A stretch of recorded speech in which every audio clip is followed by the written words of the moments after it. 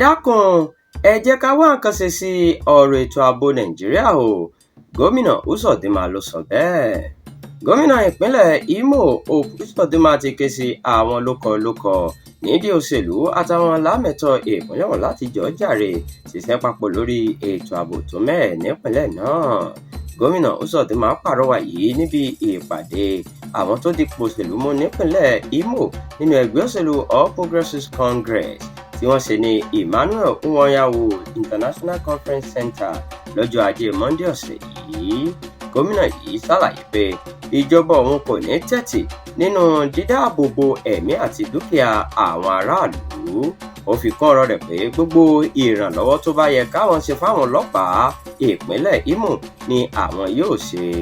Lára àwọn ìgbésẹ̀ tó ní àwọn fẹ́ gbé ni ṣíṣe ètò ẹ̀kọ́ fáwọn fìjìláńtì láti lè rí dájú pé ètò ààbò ìpínlẹ̀ náà dúró re. Ó tún bu ẹnu àtẹ́ lu bí àwọn ọ̀bàyéjẹ́ kan ṣe ń ṣe ìkọlù sáwọn lámẹ̀tọ́ ìpínlẹ̀ náà. Ó ní eléyìí kò bójúmu rárá. Ó wá lo àǹfààní náà láti rọ àwọn olórí àtàwọn ọmọ ẹgbẹ́ òṣèlú APC pé kí wọ́n mú ọ̀rọ̀ ẹgbẹ́ ọ̀hún lọ́kùnkúndùn nígbà gbogbo.